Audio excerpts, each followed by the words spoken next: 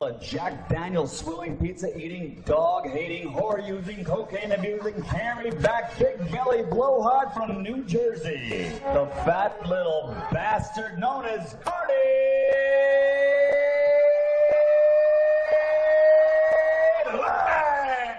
Hey guys, it's Dan. Listen, it's Friday, and we did Stern Fan Nation yesterday, and it's more than one show. I have to tell you, it cannot be, Stern Fan Nation cannot be contained into one show. So we made it into two shows. But Artie also wanted to play his uncensored pig story from This Is Not Happening. So we're going to play Stern Fan Nation Part 1, then play, right after that, Artie on This Is Not Happening with Ari Shaffir, the uncensored pig story, because he was getting a lot of emails saying they only saw the censored one. And then the promo for tonight will be for Monday's show, which is Stern Fan Nation Part 2. We actually split it up into two areas of the building because we were afraid to have them up in the condo at first. So, ladies and gentlemen, here is Stern Fan Nation Part 1, and the electricity's off here in the apartment, so I'm doing this on the battery recorder. For our friends south of the border. Aquí ahora, damas y caballeros, con ustedes, Artie Lang, and, go ahead, build your wall. Talk to you on Monday. This is Dan Filato, bring the show to a screeching halt moment, brought to you by Budweiser.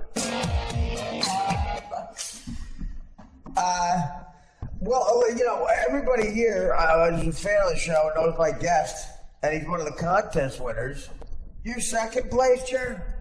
Yeah, second place. Second place. So I thought you were first place, but where's the first place guy is coming next week or something? A couple of weeks. So we had a contest, which, I work with this colossal boobs, mostly. They're such fuck-ups. And everybody blames each other. But I ran a contest where it cost me like 10 grand out of my pocket to pay for people to come here. And the contest was basically promote the show. If you could sign up the most people, you could, for the podcast, most friends. Whoever did the most out would get a first prize of 3 grand. And second prize was what, Jared? A grand? Was a grand, yeah. And then a chance to come here. Yeah. Okay. Dude, you probably been responsible for more people knowing about the show than anybody else because you have, 20,000 followers now on Twitter? That was actually when you spoke to me last time on air on the podcast. Right. I was at about 21,000. That was the day after the Stuttering John the thing. debacle, yeah. Now, actually, I'm 10 months doing Stern Fan Nation, and I'm just short at 41,000 followers. Beautiful. Bob Levy is here, and he's a big-time comedian for 30 years, and he doesn't even have close to that. I have 6,000. You had like 60,000. No, I got like 50 something. Oh, okay. So you almost have as much as Bob, right? I could help Bob get his numbers up even more too. Now, how do you do that? How do you get numbers up like that? Because you're a guy. Is it just clever tweets? What do you do? It's a whole lot of things actually. It's basically one of the methods. Threats. I mean, you never know. Hey, they work sometimes too, but they do in this country. I would advise against it. Right. So, that's impressive. So, but first of all, a lot of stuff you tweet out, the promotion is very funny. The one with me playing drums like crazy is hilarious. It's very creepy in a funny way, though. You got a clip of me playing the drum like a real crazy and that was back on the Stern Show, and you just keep doing over and over again. It doesn't stop. Perpetual motion. And it's very odd. It looks like the devil is drumming. How do you do that? You can basically capture scenes in GIFs. Right. Oh, wow. Through GIF Soup or some of those other sites like that. And you use that. Now, what about the Stern Show? What's your relationship like with them? I have absolutely no affiliation. I'm just a fan. I've been a fan since 1988, 89. Right. A lot of people thought you did have an affiliation because... Absolutely none. Right, because you're Stern Fan Nation, and I thought so at first, too. But, you know, I felt for you because, you know, you I mean, I'm not going to say anything on the air, but you know, like me, you had some personal issues, and you're working through them. And you know, on Twitter, you're very much an open book. Like I've made these mistakes too. Are you regret anything you've ever tweeted? I mean, you're very honest, and that I'm telling you, man, the criticism is awful sometimes. You know. Well, it depends on what I'm actually saying and what people are saying, pretending to be me. Now, are you Tom Lennon? Are you There's Jay a huge Lennon? difference. Are you also Jay Lennon, the green egg? No. You're not? Because that guy talks exactly like I thought he was you. Nope. He says things that you say. Okay. But how many people do this? How many people steal? I mean, that's like very evil to do, you know, because if people think it's you, they can say anything. Well, actually, the very first account, and I didn't even know about it until one of my other friends on Twitter pointed it out. Right. I can mention a couple of names, but I Well, won't no, right now, you should probably. You know, well, basically, the first account was actually an exact duplicate of Stern Fan Nation. Right. The difference was that the ending of the word fan and the beginning of the word nation, the two ends, there was one end missing. So it could be that little. Yeah, and I mean, they copied the same background and the same forward photo, and they were tweeting out as if it was me. And at some point, you know, and then you confront them, and then it can get ugly. And and they just, you know, if you look at it right now, actually on Twitter, it's been suspended for a long time. I've gotten that down. Oh, good. But who gets that down? You complain, and they say it's like stealing your identity in a way. Yeah. You basically need to report it into Twitter. You know, since then, well, there's actually a whole war, nation versus nation, I call it. Who else is? If you actually want to call, it's kind of like ISIS, Taliban. Now, Dan, would you have phone calls that address these issues?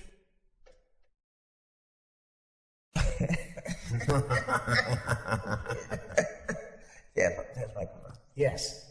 Are you on? Is that mic on? Yes. Oh, I can't hear you. All right. Do you want to hear a couple of these? Let's see what. Because again, I feel for Jerry in the sense I think he's so out there that these people go after him because he's sort of the head dog, like, you know, the guy who started it all, right? Yeah. And you never even know if they mean half of this shit. That's what I found out. I'm kind of half the. I mean to say the second dog actually. Mutt was actually the first person that started it at Stern Fan Well, Network. he was a Stern guy, yeah, but I'm saying specifically for me, the help you've given me is impressive. And I appreciate it. But let's hear what some of these no good, ungrateful gutter snakes have.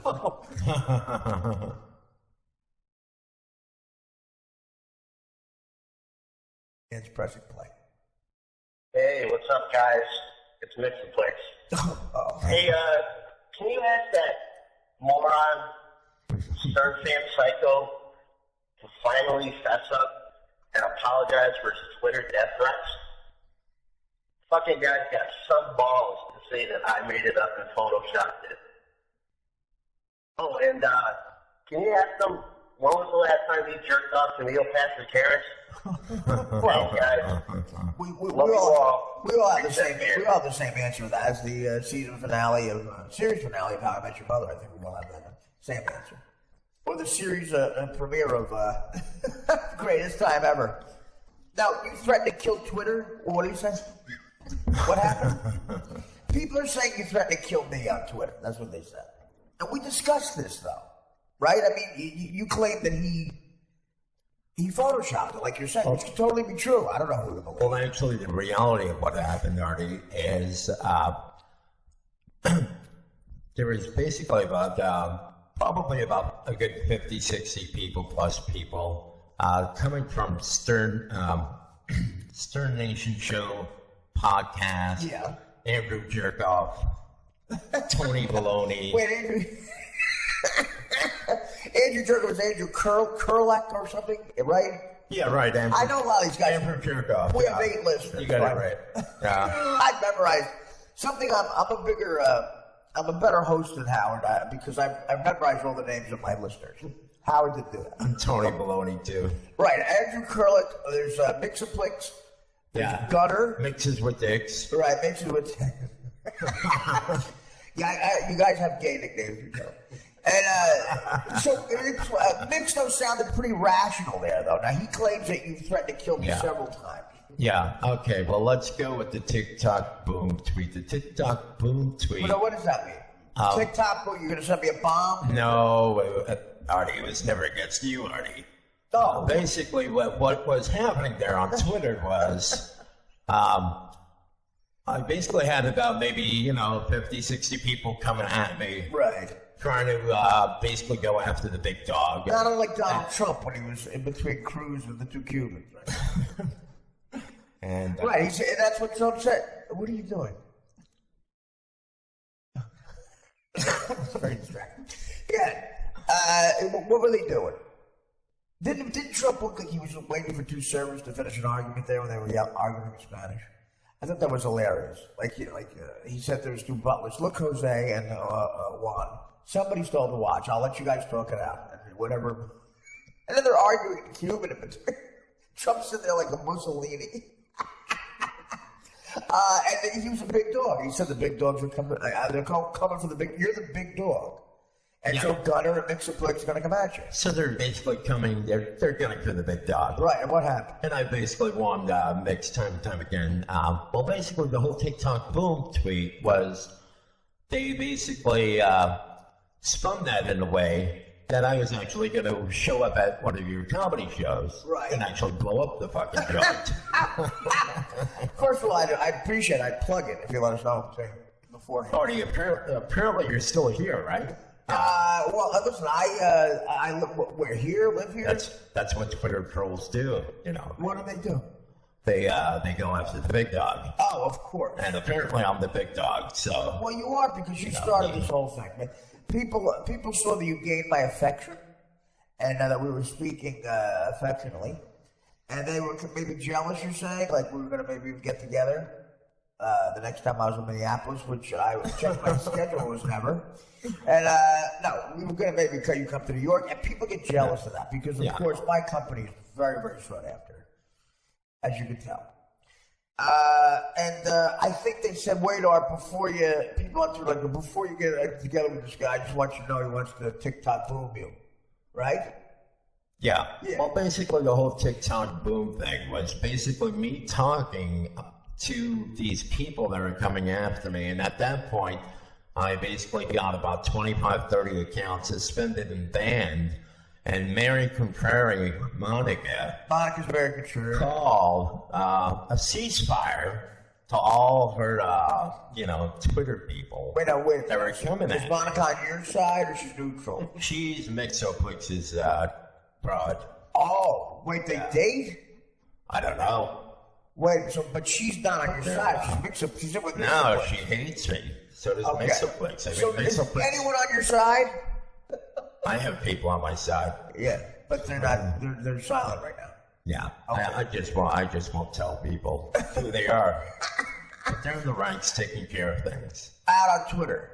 Yeah. Yeah, and wait a minute. So Monica then ceased fire. Why? Because she was on hit. Why would that help? Because they saw me basically going after people's accounts, attacking me, and Twitter was basically banning people. Oh, so getting it stopped was helping them. So basically, they called a ceasefire because you know what? I was just at that point just reporting and snitching on everyone, and you know what? Everybody hates a snitch, but let me tell you, Mixaplix, he's the biggest fucking rat snitch out there. Well, yeah, the thing, Mixaplix hates a snitch. It's a t-shirt he made up. So wait a minute, that's your biggest defense, you snitch them, and they get kicked off. Yeah. Okay, and you know how to do that because you're experienced with Twitter, obviously. Well, not with Twitter, just with computer stuff. Self-taught myself, tagging and designing and stuff like that. Right. And well, what's another example you said of you threatening to kill me or somebody? Is there another one? He said there's a couple of them. I don't know. That's Is that what you one said? we were talking You said about. there's a couple of threats, Dan. Dan, try to do something. Help me with this. What did he say? Yes, he said there were a couple of threats, but I don't know what they are. I don't go in on I'm not there. asking you. That's the only thing. Let's play the other phone call. That's the only thing that he was talking about, blowing you up. That's what I'm responding to. Well, listen.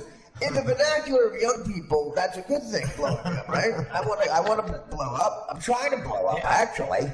Okay, good. Trying to get those numbers up. Exactly. Hi, Artie. I love you. This is Forza. I have a question from Stern Fan Nation. I was wondering why he hates women. I really hope it's not too late to get this question on the show. Love you, Artie. Bye, guys. Okay, now I don't know Florida.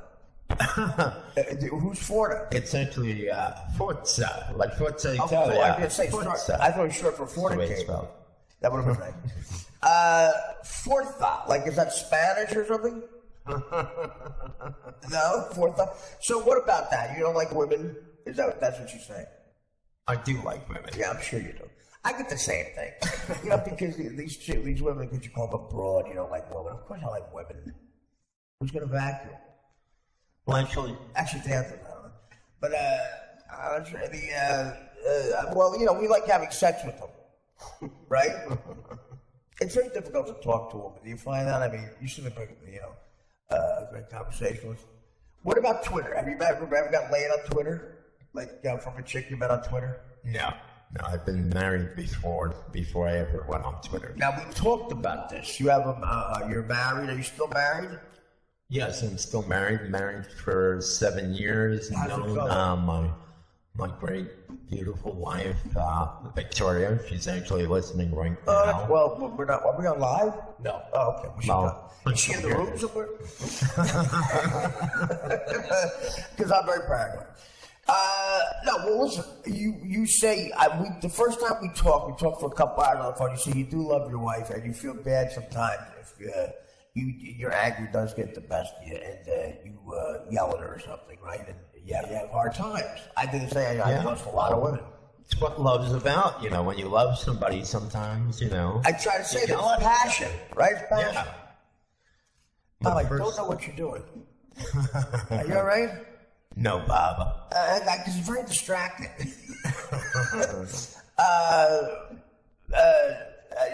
Do you need medication? Are you on your medication? Dan, tell him to stop doing that. He keeps punching himself. All right, because I really want to get to the bottom of this.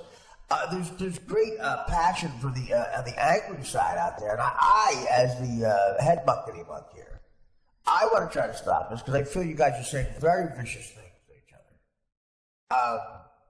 And in a way, I feel bad for you because it's everyone against you, including Monica, Mary Contrarian, Mixaplex, and Gunner, Andrew Kurloff. Anybody else? What about the Rick from LA? What about him? Do you like him? I don't know. You know, I personally, any of those people, Mixaplex, Forza, I don't know. Who's Forza? She's somebody off of Blab, off of like Kermit and Friends type, Kermit and Friends type person. I don't know what that is. What Somebody you shouldn't even be. Kermit and Friends? Don't worry about Like her. Kermit the Frog? Yeah. Are these all different Twitter factions you're throwing out? That's fascinating.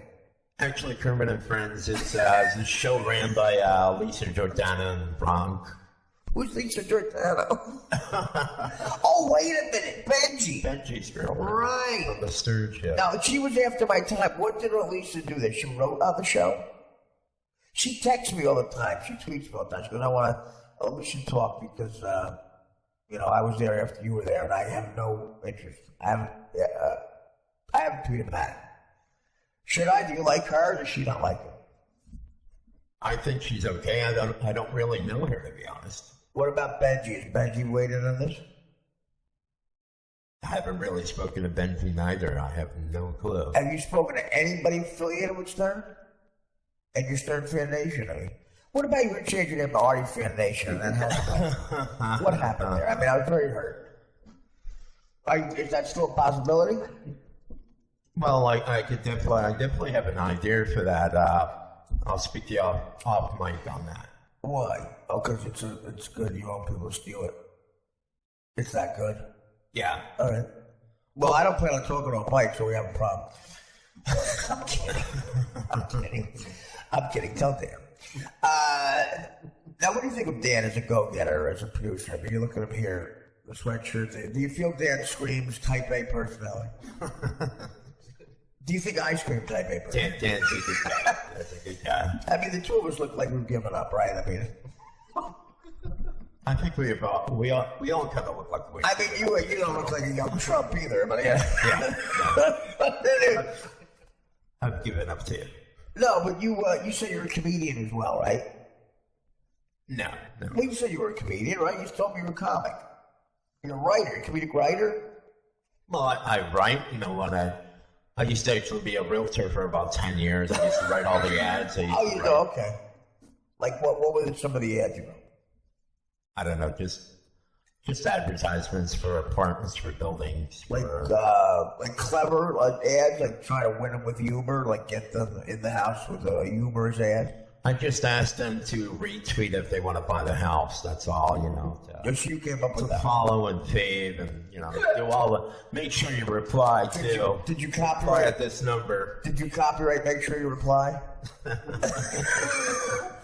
Well, you said you wrote comedy. You were going to write me comedy. And I don't have anybody write my comedy. Dan wrote one joke, but then it turned out to be Harry shit on mine.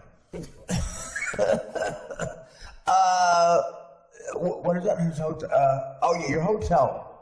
We have to find this out because I'm responsible for you. I want to make sure you have a room tonight. Yeah. What happened with your hotel? You tried to check in. What happened? I tried checking in. I was supposed to stay at Stella. Which Stella? In Jersey City. Okay. Why don't I know that? Stella is a hotel? It's a corporate apartment or something. Oh, It's a corporate apartment. How'd you get hooked up with that? I booked it up. I looked it up on Google and booked it on Google. Have you heard of Hyatt's and Marriott's? Like, I never heard of Stella, but go ahead.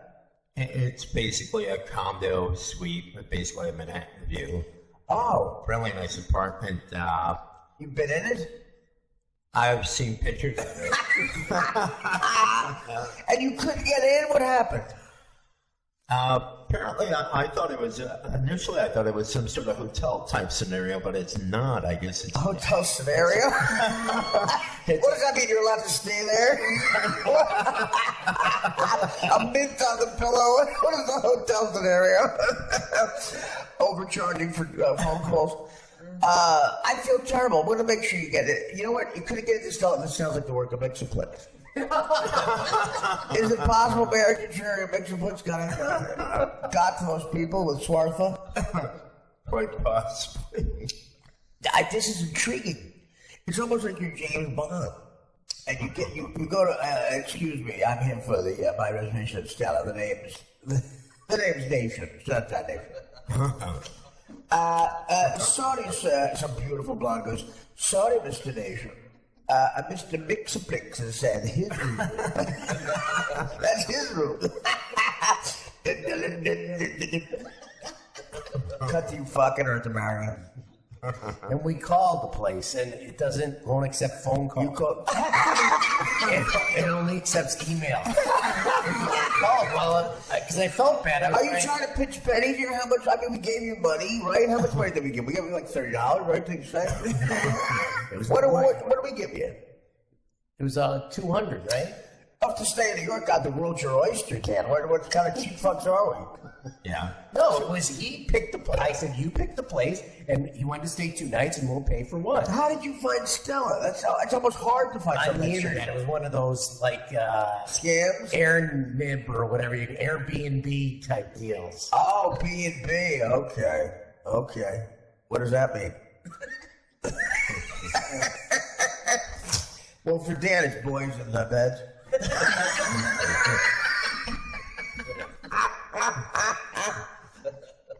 Yes, just boys in beds. Is my reservation. I emailed you. Who's Mixoplex? Did the Little League game get turned in because some of those kids are coming over? I see some kids on a bunt. Did the baby lingerie get You're not a pedophile, right? What's your name? Stern Fan Nation? Not at all. You like adult women. Yeah. So the stealth thing's fascinating me. So what are you gonna do? I'll figure it out. I always do. No, I will help you. I'll get you. Where do you like to stay? We'll get you a real hotel. Unless you like the B&B things. Were you going to some sort of convention or something?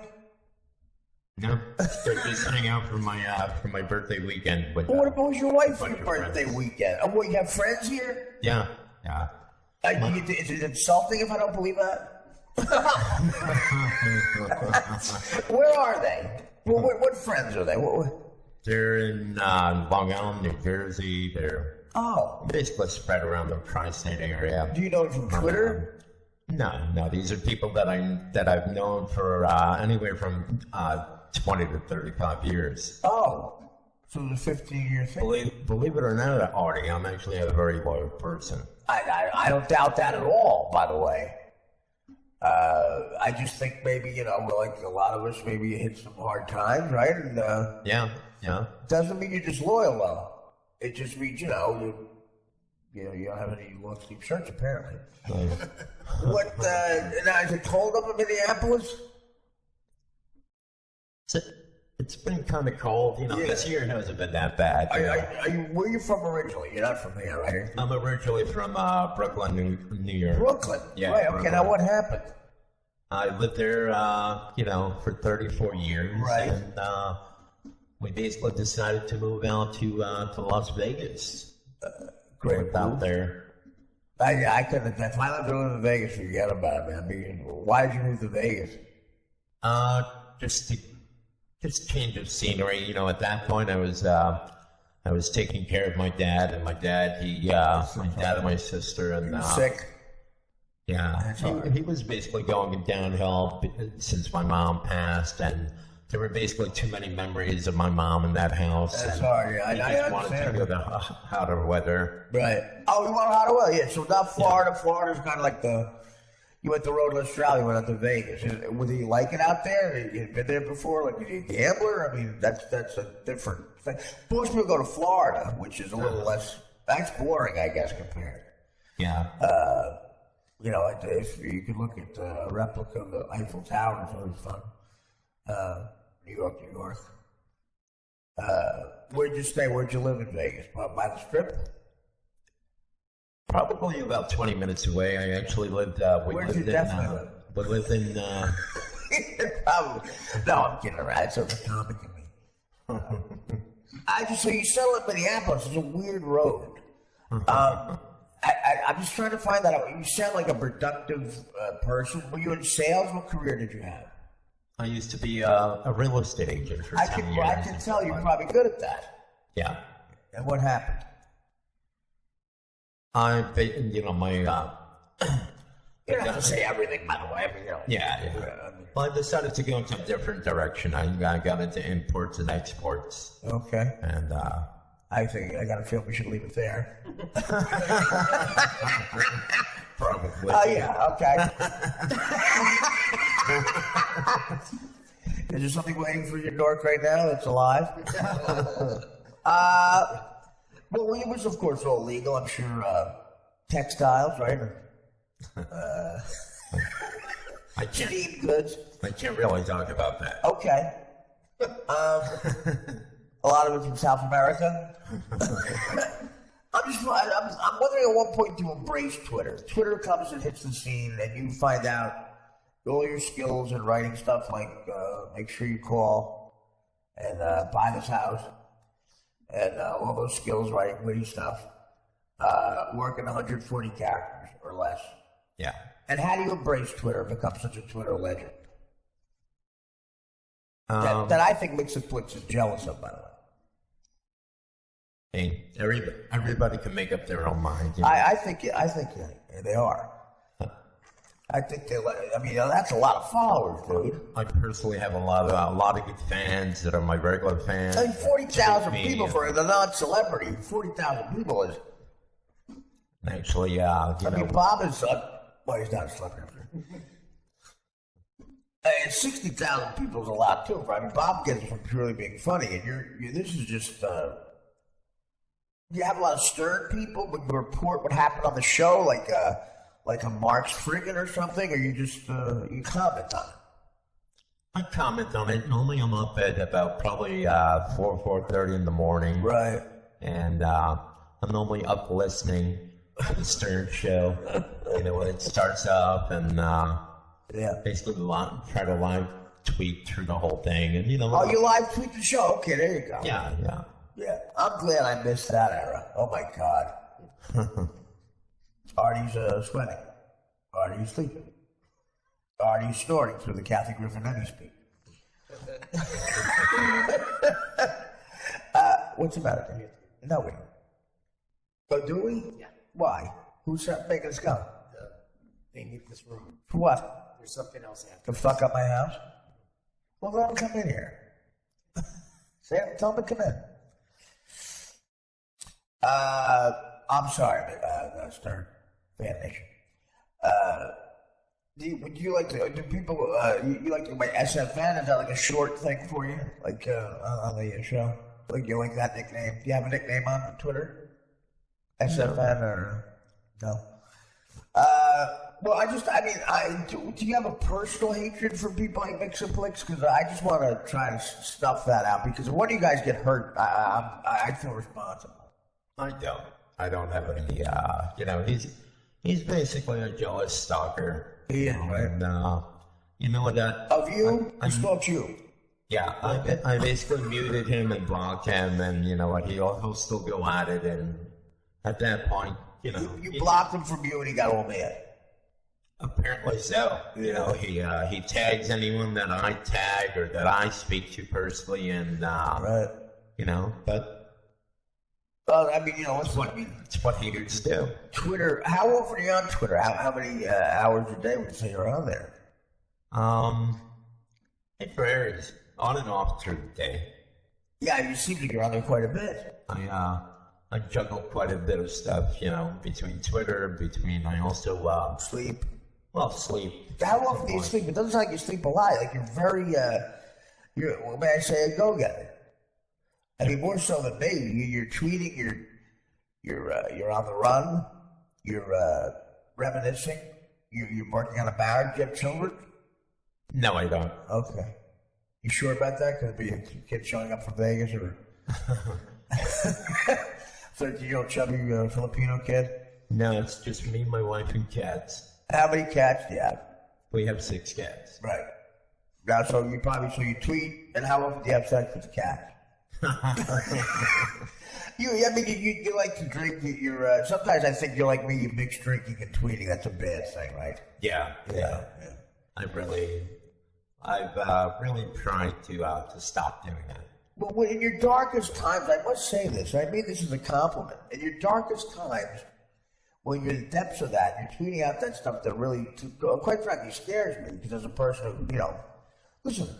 Anyone who is a fan of mine and has promoted me the way you have, I have a certain affection for. I don't want to see anything bad happen to you. And when you're a good writer, even in those blackouts.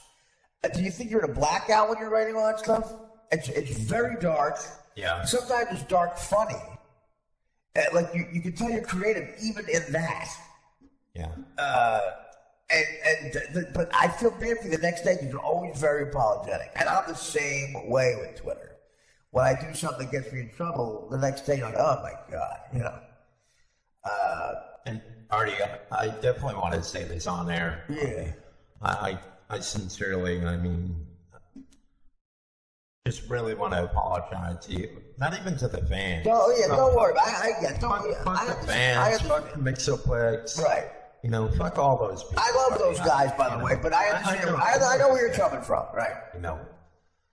For the record, I never took that person because I talked to you and I know you're going through pain. You have pain, and I have it too. And I never took it that way. When I was actually worried about you. I want to make sure that when you come out of that and you see that stuff, it's so permanent.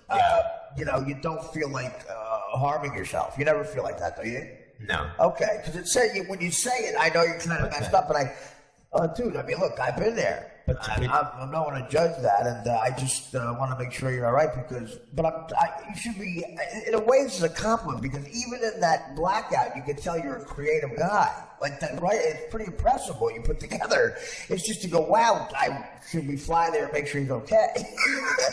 You know. But saying that, apologizing, it means a lot to me. I accept it. Thank you. And it wasn't. That means a lot to me. Yeah. For you to accept that. And sometimes I did have a jerk reaction to because people, and I apologize for anything I might have said, because I get angry and harsh. Because people get you worked up. Yeah. They do. They get you worked up. I hate to say I fall for that, but on Twitter they fucking, you know, even though it could be a 17-year-old kid in Iowa just calls me fat. I'm like, you motherfucker.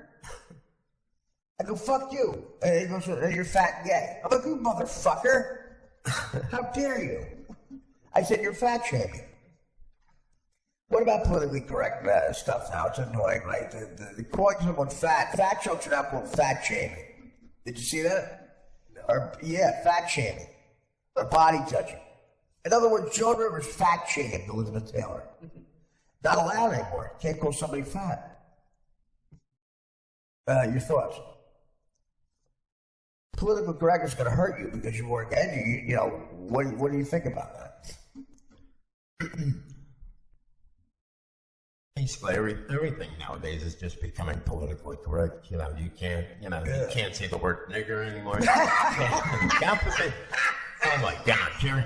I tell you. Well, is that something you like saying casually, or? Well, actually, I have a story for you today, Artie. Go ahead. Called into based on that. Called into the Howardster wrap-up show one day. Wait, how long ago? And you said nigger? I actually called the King of Angry Blacks. Wait, the King of all Blacks? The King of Angry Blacks. The King of Angry Blacks. The King of Angry Blacks is actually see what you're doing? You're mixing me the fuck up. The King of Angry Blacks is the guy who manages this. But the King of All Blacks, he was basically doing some creepy shit, talking about like beds, purses, and shoes, or what. Yeah, the King of All Blacks is the guy. I love King of All Blacks. He was the guy who would say like, "I wanted man wearing a Nike swish, fucking 1998 bullshit." I want to live amongst Jews, have mowing faucets and shit. I want to drive a BMW. My kid's hair is going to be straight. I want to live amongst white people. That guy. Yeah. What was he saying about Beth's shoes? He was just being pretty creepy, just giving Howard a call and asking him about, I believe it was Beth's like $3,000 shoes or something like that, and right. $4,000 purse, and if his house out in Florida, I think it was in Florida or the Hamptons, if it had a bush over in the corner and the wall was like this, and just creepy stalker. Well, like stalkery stuff. Yeah. Oh. And he's, he's basically, at some point, he basically says on air, well, Stern, don't worry about all the people that are, that your fans that are hating you, and fuck your fans. Right. Like, really? King said that? Yeah. So I kind of got a little bent, right. And I said, what, fuck that. Fuck that shit, man. I'm gonna call it the wrap-up show. Yeah. And I'm gonna tell them what the fuck I think about it. Now, who does the wrap-up show still? Is it still Gary and John? It's Gary and John Hamm, and they still have it. Still, those two guys are still doing it. And normally a celebrity that Howard will never interview. Right. Okay. So that's true. Like, in other words, some of the comics used to be on the show are now they go on the wrap-up show. Like I think like Robert Wall or Richard Lewis have to go on the wrap-up show. That's so terrible. It's like, how do they tell those guys that? I think Gilbert might have been offered the wrap-up show. He just went, no, I'm not. I mean, Gary's interviewing you. It's like, is this the pre-interview? Basically, what the pre-interview was for Gilbert last like 5 years ago is now the show. Well, so you called it and you said what? Yeah, well, I basically told them, well, we all know for decades, I mean, King of All Blacks, he's been kissing Howard's ass all along, and Gary agrees with me and Chuck. Oh, everyone knows Gary, of course, is good too. And I'm like, for him to say something like that about the fans, I'm like, you know, and I called him a slimy nigger. Right. I remember the old days when that was fine. And Well, I mean, that was only okay like in the 1880s on a plantation. I think. Even then, it was whoa. Even then, you know, I think Robert Reed and the Roots would have said to, "Oh, whoa, calm down there." Since you go with Chicken George for now. You called him a slimy. yeah, I called him The records is ruining, right? called him a slimy nigger. Okay. And this is live. You know, I mean, I object to the word slimy. Yeah. Before they cut back the tape, but you hear Michael Rappaport in the background. But What's he doing there? You know, Is he a co-host? No, he's not. But he's been kissing their asses so hard that I guess he wants to be a co-host. Well, he's a slimy wigger. Yeah.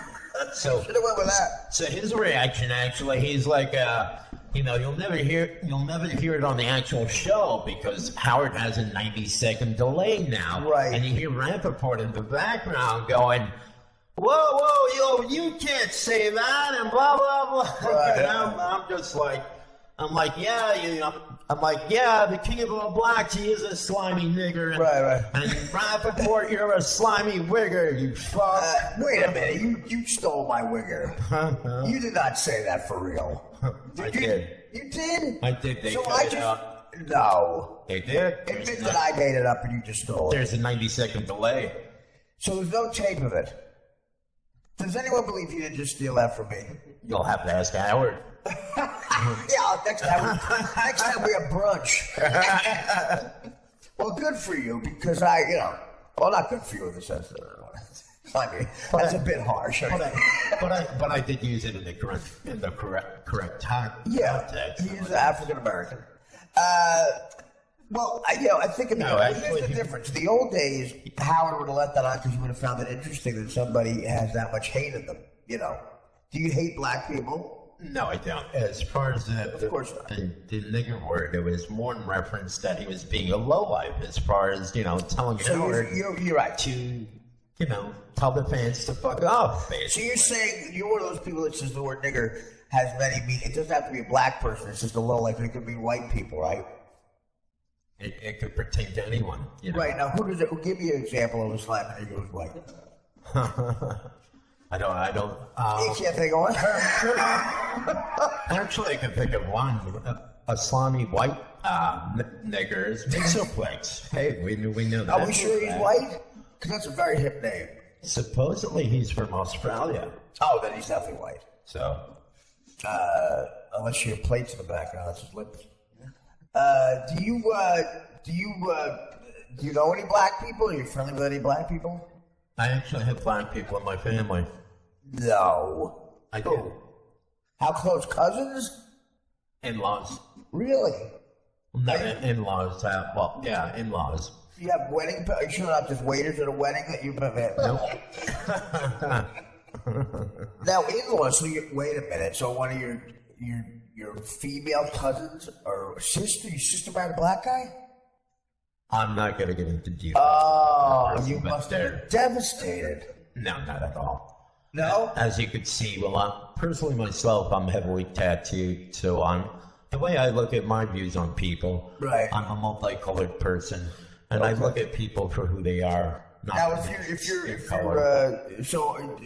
sister married black guys, now if he heard you call the king of all blacks a slimy nigger, what would he feel like? Would he get mad at that? Would he be offended by that? He would not, because he would totally get what I'm saying. Do you have a mulatto kids, like little cousins, half black? I have nephews that are multiracial. That are mixed, yeah. Are they good looking? Because that's a good looking thing. Let me point to Miss Vanessa Williams, Mr. Derek Jeter. That's a good mix. Yeah. OJ's kids are in the very very much in hiding now, but they're excellent looking. So I hope they're good looking kids because, quite frankly, that is a Jasmine Guy. What about her? Remember her? No? No, I'm not familiar. Were you a big fan of A Different World, I assume? No, I wasn't. What's your favorite black sitcom of all time? Sanford and Son? I would say, yeah, Sanford and Son,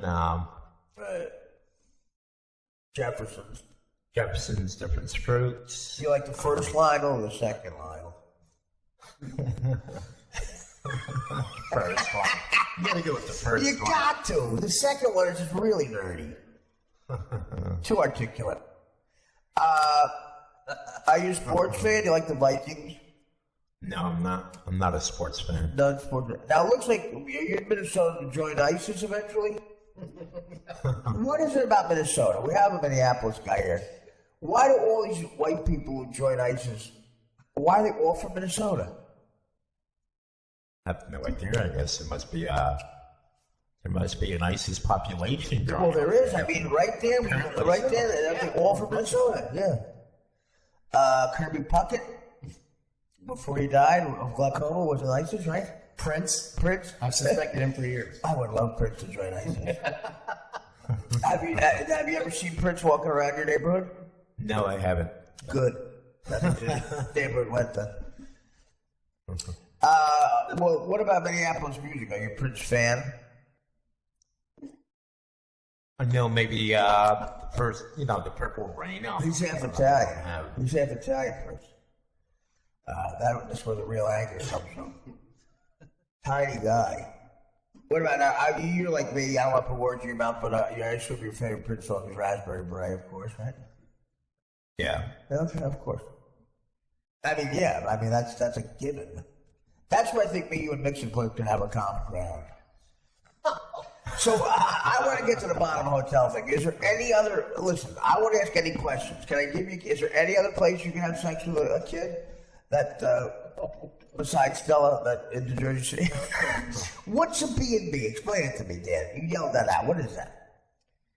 It's an Airbnb, which is you go online. They have air conditioning. Right? Yeah. Okay, you go online and you use someone else's apartment. Right. To do something illegal.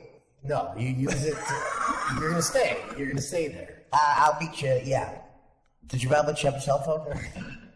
And you rent it like a hotel room. It's usually much cheaper. You rent it like a hotel room. Right. People stay at your house. I'm going to bring a temporary rug.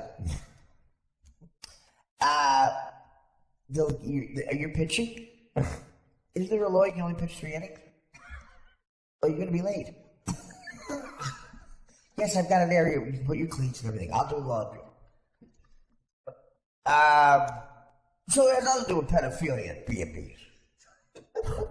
What about anything illegal? It sounds nasty. Are you just trying to save money? That's strictly it? I mean, you want to stay at another person's home? No. Well, let me get you. Let me do that for you. How about, what do you like? What hotel chain do you like? I would say Embassy Suites. Okay. I normally stay at Embassy Suites. Well, are there an Embassy Suites here, you nerd? I think there's one in Jersey City. Okay. There is? Oh, that's convenient. What about Manhattan? You want to spend the night, paint the town red in Manhattan? Do you like, you want to go by a comedy club? Yeah. Want to go by the Comedy Cellar? Sure. Yeah. I'm up for anything. All right. Well, I mean, I'm not coming. I'm like, I'll give you the address. Yeah. Well, I thought we talked about that when you wanted to go to the Comedy Cellar. No, I'm wrong. I personally never did an open mic, but I would Want to try it? I would give it a shot. I have a lot of clout in the business. I doubt I get you Thursday night spot at the Cellar. But you would do that tonight? You want to get up and try some stand-up? I know you said you wanted to do that, maybe. I don't think I would want to do tonight. No, that's way too much pressure. Oh, well, I mean, no, the places we're taking you, believe me, it's all other comics. I don't even listen to these. Really, it's sad. But it's in a way when you get on stage. Have you gotten on stage yet for the first time? No, I have not. That's a big plateau, It doesn't matter where it is. Once you do it, sort of get out of your head. I wonder if there's a place you can do stand-up and sleep, like a B&B, like a stand-up and B. And that's you and B. An OMB&B, an open mic benefit.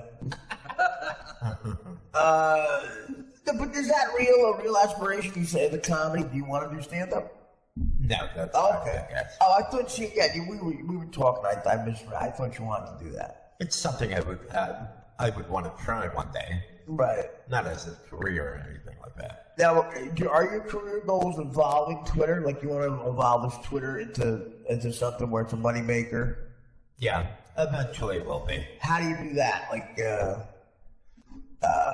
you got to get people, this concept of paying a month or advertising. How do you get that done? How do you monetize your situation here? Because you're onto something. Well, as far as that, there are basically different things that you could basically, excuse me, you basically get paid for affiliate type links. Where if you have a website, right, people click on your affiliate banners through different items that are being sold. Yeah. You basically get paid a percentage. What are they based on? The amount of followers you have? Like, what do they base that money on? The amount? Well, it depends on the company. Each company, say like Howard Stern, for example, some of his sponsors, say like Squatty Potty. I think if you sign up for that, I haven't been in a while. What's Squatty Potty? What is Squatty Potty? It's actually where adult learns how to shit from? What is Squatty? What is it? That's hilarious. Do you know the attack? We gotta go. All right, we're getting out of here. All right, we gotta go.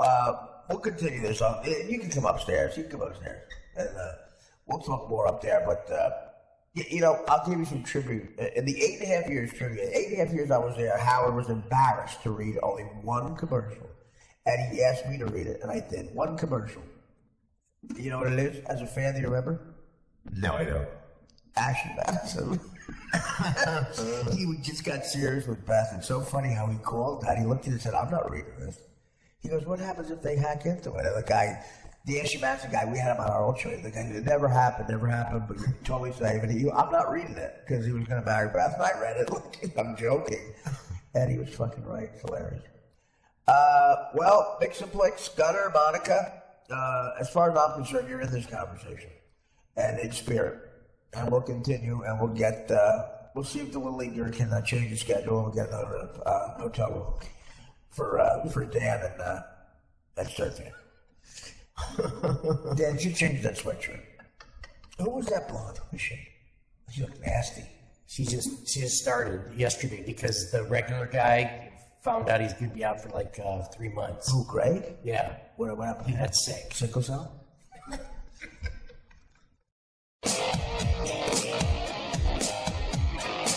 So that was Stern Fan Nation in the conference room of Artie's building because we were afraid to have him in the actual condo. But after about 25 minutes after he borrowed $20 from me, I'm going to be honest, we moved him upstairs. And after we found out he didn't have a hotel room, but I don't want him turning on me on Twitter, so that's all I'm going to say. But that was part one. Like I said, the promo for today will be part two, which will be the next show.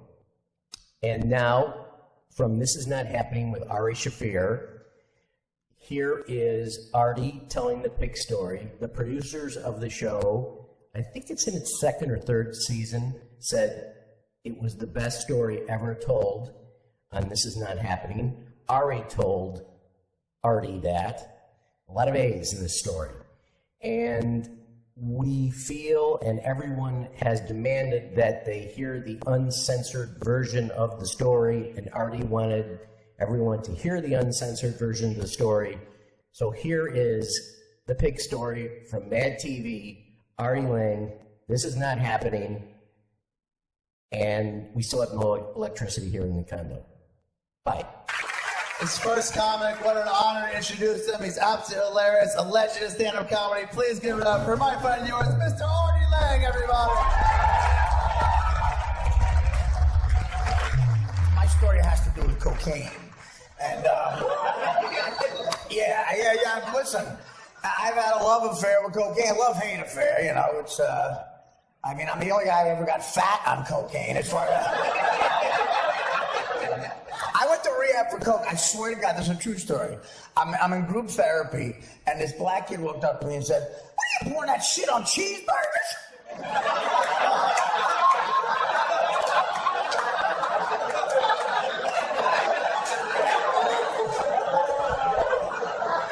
God damn, you're the fattest cokehead I've ever seen. That's how black guys talk in my rehab. I went to rehab in 1888. Okay. Here's the story. I come out here in 1995 to do a show called Mad TV. It was a sketch comedy show. Thank you. I mean, you know, the show was, it was fun. You know, I was 27 years old, came out here, and the first time I was ever out here was a screen test for Mad TV. And I came out here with a job, making like 10 grand a week, and it was great. The problem was I brought from New York City a massive cocaine problem. And I somehow had a coke problem with $40 in my pocket in New York. Now I had 10 grand a week, okay? And I literally would intercept the checks at Mad TV. I would go to the accounting office at Mad TV. Before it went to my agent, I would get the check, I would cash it, I would send like 4 grand to my mother because she needed it. I would put 6 grand in my pocket and walk around LA like I was Jack fucking Nicholson, you know. And, you know, I had a blast, but, you know, I was on a train that was going to hit a mountain. You know, that was it. Moving real fast. So, a lot of the sketches on Mad TV we did film parodies, okay? Because that's Mad. It was based on Mad Magazine. And, you know, you did these bad puns of movie titles. And we'd have a pitch meeting to pitch this stuff. And I would just say stuff as a joke. Like instead of Dead Man Walking, I'd say Ed McMahon Walking. As a joke. And about cut to me in 3 hours of prosthetics as Ed McMahon. Stuff like, one time I pitched, they told us that Tori Spelling had agreed to do a guest spot on the show. And I pitched the Tori Spelling Bee. And it was... the Tori Spelling Bee. And she would, you know, have to spell words, and she would have to use words in a sentence. And the one word she would have to spell was nepotism.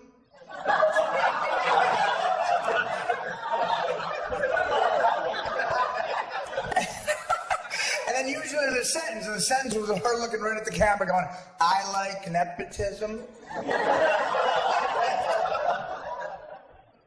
So stuff like that. So one of the sketches we did was called Babe Watch.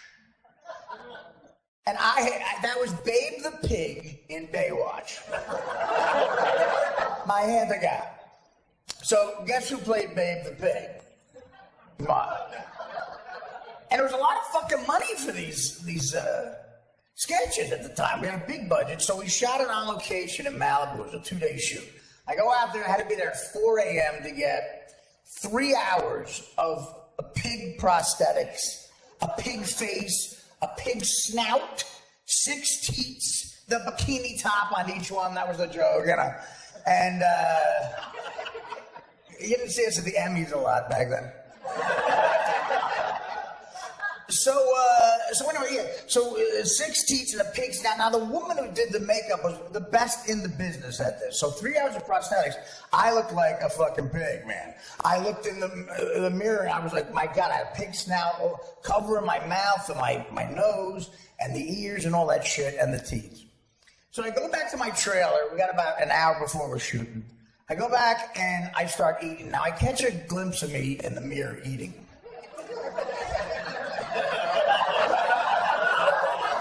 Guys, I'm going, I'm a fucking pig. I'm a pig eating. This is not why I signed up for it. I don't want to be in show business to be this, you know. So I really started to freak out. It was like a 14-hour shoot. And I said, I'm not going to get through this without cocaine. Not going to happen. So my coke dealer in New York hooked me up with this guy, a contact he had in LA who was a coke dealer. And this guy, he was a Rastafarian guy.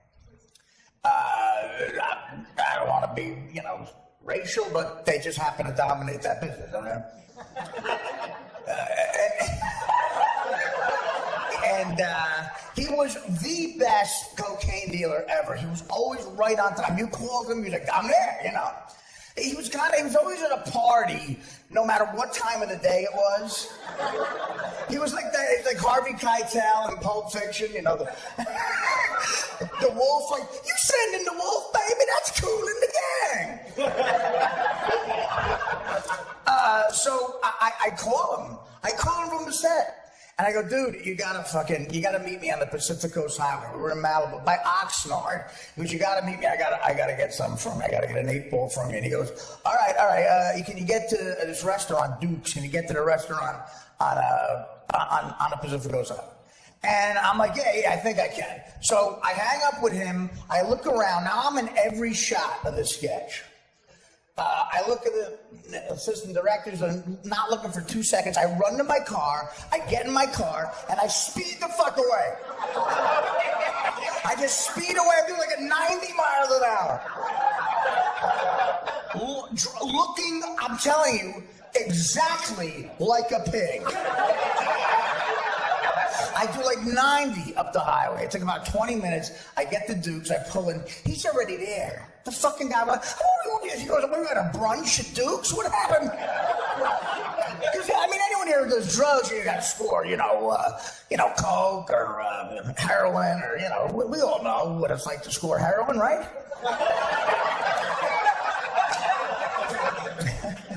I don't know. I was at a church social. Sorry. So, you know, they're never there. These guys are never there. So you're supposed to meet them, you know, in Brooklyn, and you get a call a half hour later, the guy goes, like a Puerto Rican guy going, yeah, man, I'm in North Carolina now. Excuse me? Because I'm in Brooklyn. Wait, yeah, man, I'm sorry, I fucked up. Can you get to North Carolina? This guy was efficient. Okay. So I get there, I get out of my car, I run to him, he gets out of his car. Now, I never told him I was on a TV show because I was afraid to, like, share my life with him. And I forget myself. He sees me get out of his car, dressed exactly like a pig. And he looks at me and he's so fucking...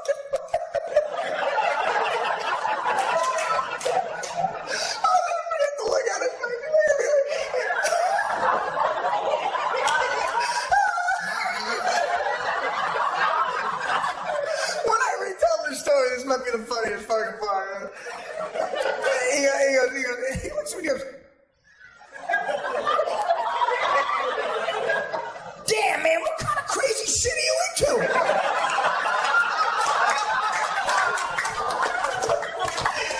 thought I was at some crazy drug party, you know. People dressed like pigs, like the Eyes Wide Shut orgy scene. What's the other password?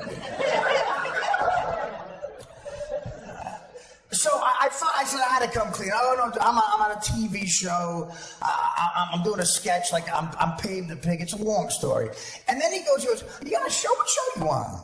And I go, Mad TV. He goes, oh damn! I said, look, can we talk about this later? I just need the coke, you know. He was starstruck for a second. So I get the cocaine from him. I can't pay. I don't have anything on me, but he was, again, the best drug dealer ever. He took credit. He goes, fine, don't worry about it. So I grabbed the coke, and now I'm like so freaked, I gotta do something. I have to do something immediately, just to get myself ready for what I'm going back to. I get back in my car, and anyone who's ever had a cocaine problem knows what a key hit is. You put, if you don't have a straw, you know, you put some coke on a key. You know this.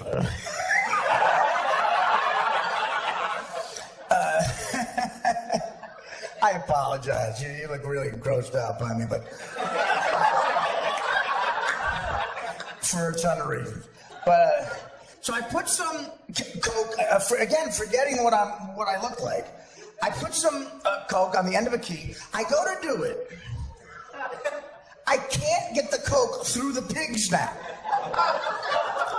I can't do it. So now I'm thinking, I'm the only one in the history of the world who's ever had this problem. So now 3 hours of prosthetics I went through, okay? And I'm trying to get the fucking, key through the thing. I can't do it, so I'm like, fuck it. I make a decision. I break the fucking nose. Which means when I get back there, it's going to be an hour of fixing it before we shoot. I'm in every shot. So I break the fucking big nose. I do a couple of blasts. I'm like, okay, I'm fine. Now I get back on the Pacific Coast Highway. I rush back towards Oxnard. I stop at a light at Topanga Canyon, and I figure I'm going to do another hit. It's broad daylight. It's like 8 in the morning. So I do another hit. I got it up to my nose like this. I look over. And there's this beautiful woman in a Lamborghini. This is the look on her face.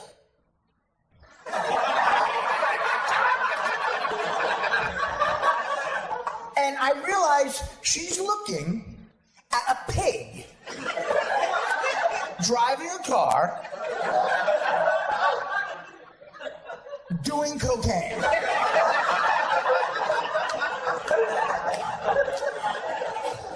Then I'm thinking, fuck her. It's LA. It's probably the third time she saw that. I just, at this point, I have no end of, I'm like, fuck it, I don't care who sees what. So I do another hit. I drive. I get to the fucking set. Everybody wants to kill me. But they can't really say it yet because we got to do 14 hours of shooting. So they see that my fucking nose is fucked up. They have to redo my nose. And, we start shooting. And everybody couldn't stand. Look, I was a fuck up. Every 2 hours, I broke the nose again to do coke. And every 2 hours, she had to fix it. And she knew what was going on. I wasn't fooling anybody. So this happens. We get through the day. And it's a nightmare. So we had to shoot the next day.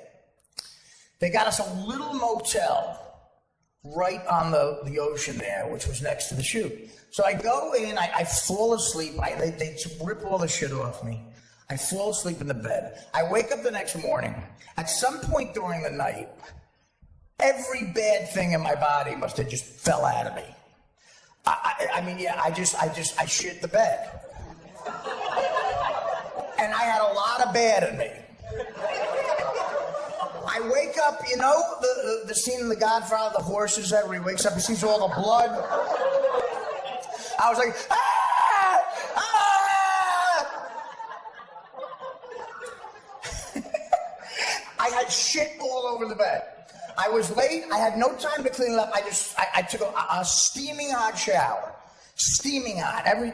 Took everything off, got dressed, ran out. I had no time. We were checking out of the hotel. I had no time to clean up. So I just threw the bedspread over all the shit. It was a river of shit. I just threw it over the fucking thing and left. What can I do, I had no cash for a tip.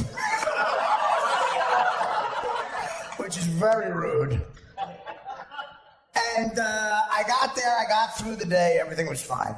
So we're driving home, and I'm thinking about the hotel, and I'm worried about it. I'm like, I'm just going to have to be embarrassed by that.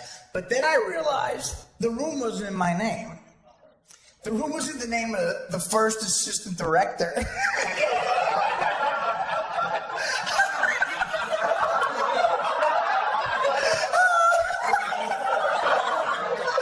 This guy, Josh, if they want to blame somebody, they just say, this guy Josh, shit the bed and then clean up. Which got me off the hook, but it made me feel happy. It really did. The Rasta guy, the coke dealer, again, he was the single coolest motherfucker as far as fast living, didn't care. About 2 years later, I found out that he was in a metallic blue Corvette. driving with this chick he dated up a winding street up by Northern California. He was doing like 100 miles an hour, veered off, hit a 18-wheeler, and just the two people disintegrated. That's how he died. So he's dead. And I'll tell you what, in the weirdest of ways, and this is why I'm a fuck up in life, and I care about all the wrong things. In the weirdest of ways, I miss that motherfucker more than anybody I've ever met in Los Angeles. My name's Artie Lang. That's my story.